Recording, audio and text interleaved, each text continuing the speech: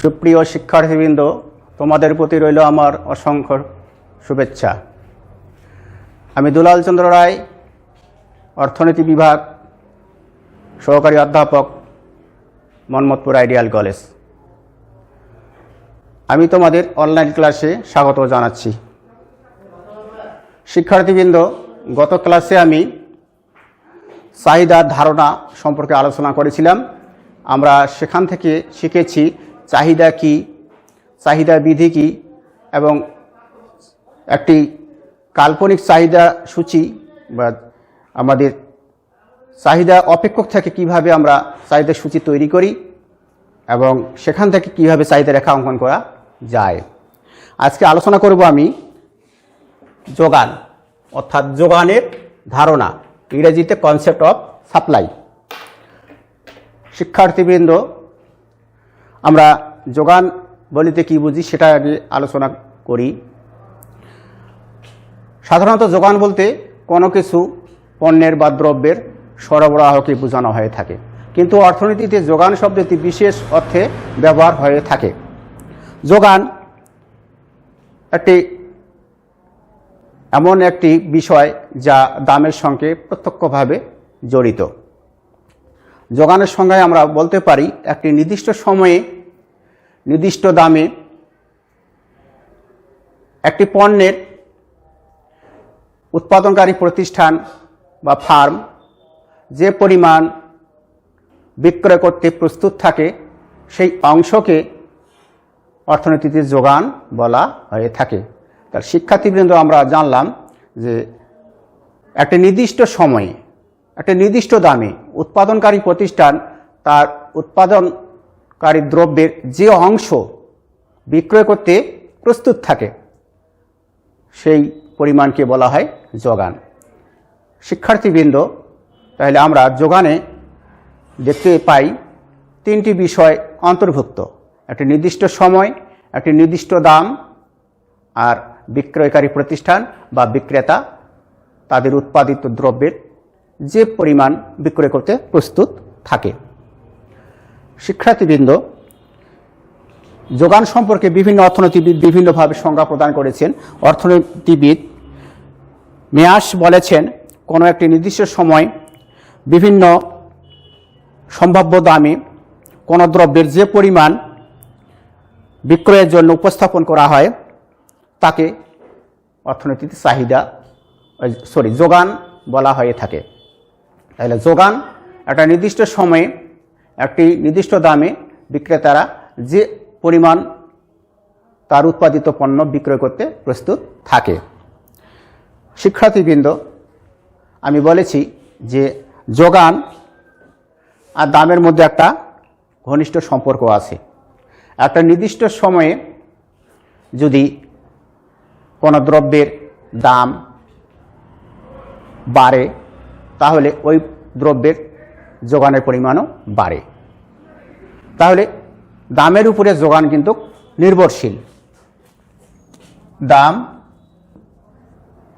আর একটা হচ্ছে যোগান,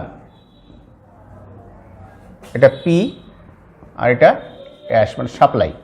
তাহলে দামের উপরে যোগান নির্ভর করে।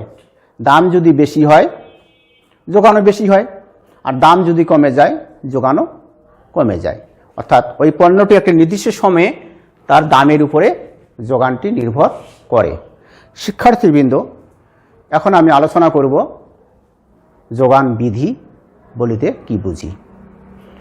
আমি তোমাদের মধ্যে আলোচনা করলাম যে দ্রব্য বা পণ্যের যোগান কার উপরে নির্ভর? দামের উপরে। অর্থাৎ দাম আর যোগানের মধ্যে একটা প্রত্যক্ষ সম্পর্ক আছে। দাম আর যোগানের মধ্যে প্রত্যক্ষ সম্পর্ক আছে। সম্পর্কটা কি? এই সম্পর্কটা হচ্ছে সমমুখী সম্পর্ক। দাম বাড়লে যোগানও বাড়ে, দাম কমলে যোগানও কমে। তাহলে দাম আর যোগানের মধ্যে সম্পর্কটা সমমুখী। এখন একটা নির্দিষ্ট সময় যদি অন্যান্য অবস্থা অপরিবর্তিত থাকে, অন্যান্য অবস্থা বলতে ভোক্তার আয়, ভোক্তার পছন্দ, ভোক্তার যে আয়গুলো সেটা স্থির থাকবে এখানে। তাহলে একটা নির্দিষ্ট সময়ে কোনো পণ্যের, কোনো দ্রব্যের বা পণ্যের দাম যদি বাড়ে যোগানও বাড়ে, আর দাম কমলে যোগানও কমে। এই দাম আর যোগানের সম্পর্ক যে বিধির মাধ্যমে আলোচনা করা হয় তাহাকে বলা হয় যোগান বিধি।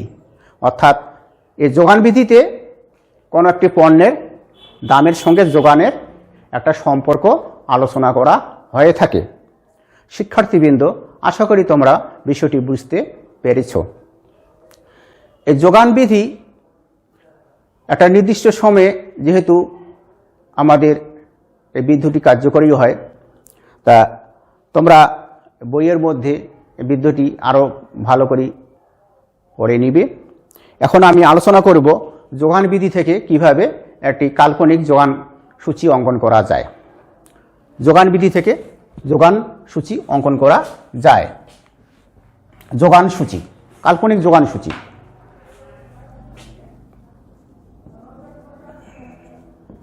কাল্পনিক যোগান সূচি। শিক্ষার্থীবৃন্দ, আমরা যোগান সূচি বলতে কি বুঝি সেটা আগে আলোচনা করি। যোগান সূচি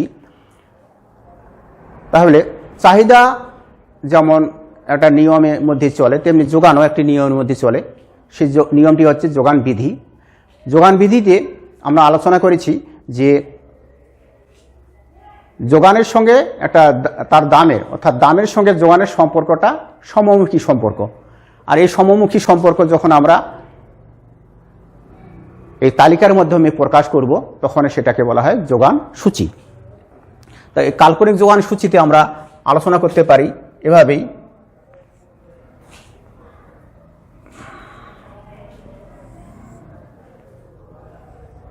আমরা আলোচনা করতে পারি।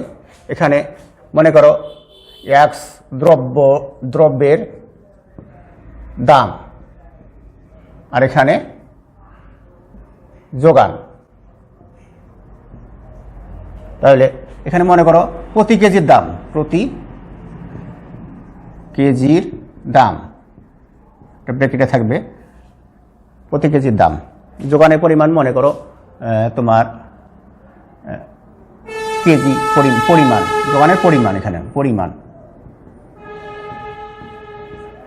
মনে করো 1 কেজি এক্স দ্রব্যের দাম 10 টাকা।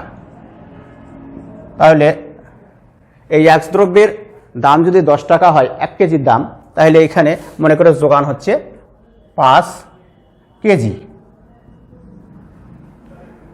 আবার দাম বেড়ে যদি 15 টাকা হয়, তাহলে ওই এক্স পণ্যের যোগানের পরিমাণ বৃদ্ধি পেয়ে হয় মনে করো 10 কেজি।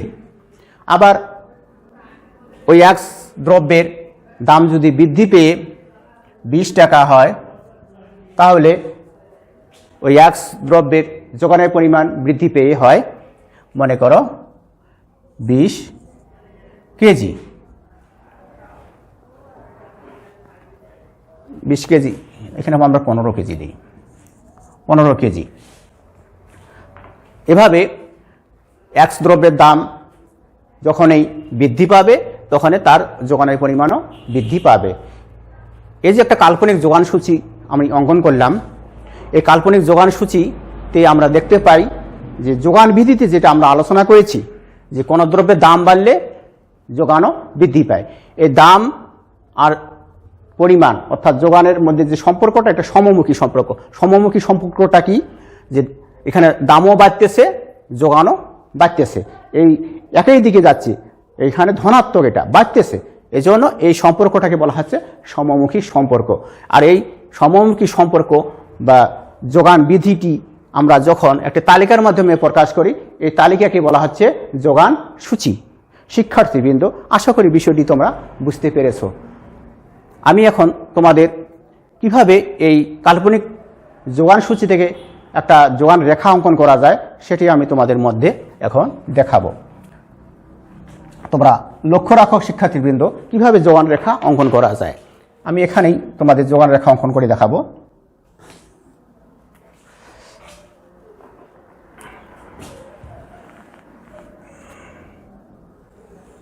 শিক্ষার্থীবৃন্দ, আমরা জানি এই নিচের ভূমি অক্ষটাকে বলা হয় ও এক্স অক্ষ, আর লম্ব অক্ষ হচ্ছে ওয়াই অক্ষ। ওয়াই অক্ষটা হচ্ছে লম্ব আর ও এক্স অক্ষ হচ্ছে ভূমি। এই ভূমি অক্ষে আমরা কি দেখাবো? যোগানের পরিমাণ, যোগানের পরিমাণ।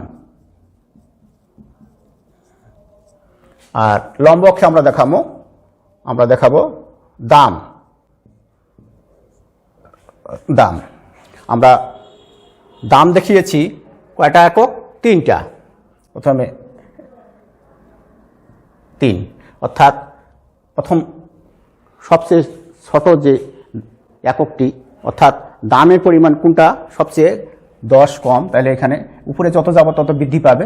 এখানে 10 টাকা, এখানে 15 টাকা, এখানে 20 টাকা। তাহলে দ্রব্যের দাম আমরা 10, 15, 20 এই লম্ব অক্ষে বসালাম। এখন এই ভূমি অক্ষেও এইভাবে বসাবো। এটা পরিমাণ করেই তোমরা এটা অঙ্কন করবে। তাহলে প্রথমে 5 কেজি, তারপরে 10 কেজি, তারপরে 15 কেজি। এভাবে আমরা দেখাইতে পারি যে ভূমি অক্ষে যোগানের পরিমাণ আর লম্ব অক্ষে ওই এক দ্রব্যের দামের পরিমাণ আমরা দেখাতে পারি। এখন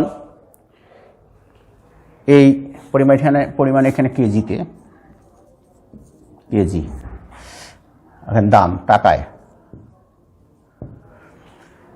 আমরা দেখতে পাই তালিকায় যখন কোনো দ্রব্যের দাম 10 টাকা, যোগানের পরিমাণ 5 কেজি, অর্থাৎ যখন 10 টাকা তখন কত?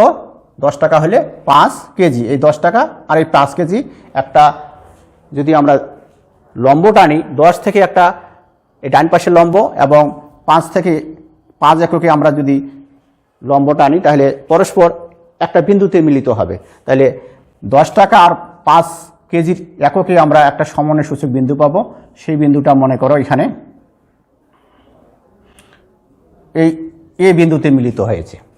এভাবে কোন দ্রব্যের বলতে এখানে এক্স দ্রব্যের দাম 15 টাকা হলে যোগানের পরিমাণ বৃদ্ধি পেয়ে 10 কেজি হয়। তাহলে 15 টাকা আর 10 কেজি আর একটা আমরা সমসূচক বিন্দু পাবো। এই বিন্দুটি হচ্ছে মনে করো এখানে বি বিন্দু।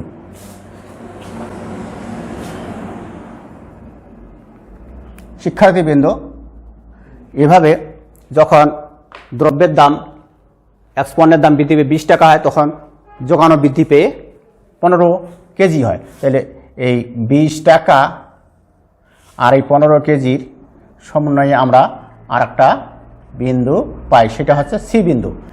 এখন এই আমরা কয়টা বিন্দু পাইলাম?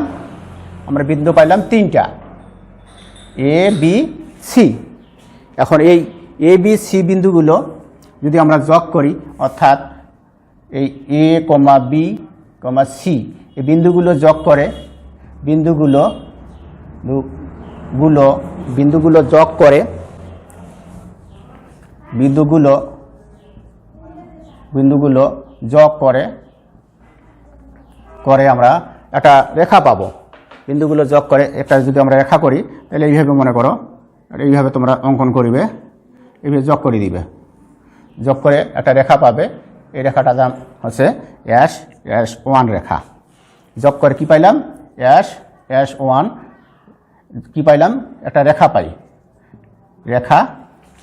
একটা রেখা পেলাম। রেখা পাওয়া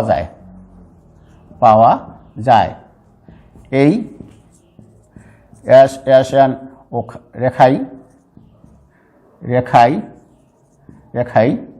যোগান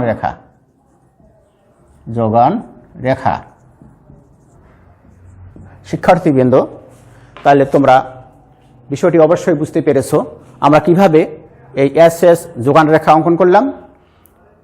যখন কোনো দ্রব্যের এখানে এক্স দ্রব্যটির দাম এক্স দ্রব্যের 10 টাকা হলে প্রতি কেজির দাম যদি 10 টাকা হয়, এখানে এর যোগানের পরিমাণ হয় 5 কেজি।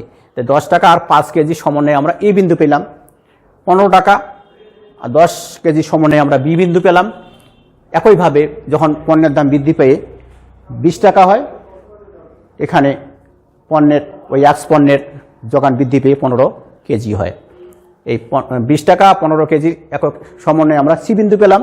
তাহলে এ বি সি বিন্দু যোগ করে আমরা যে S1 রেখাটা পেলাম, এটাই হচ্ছে যোগান রেখা।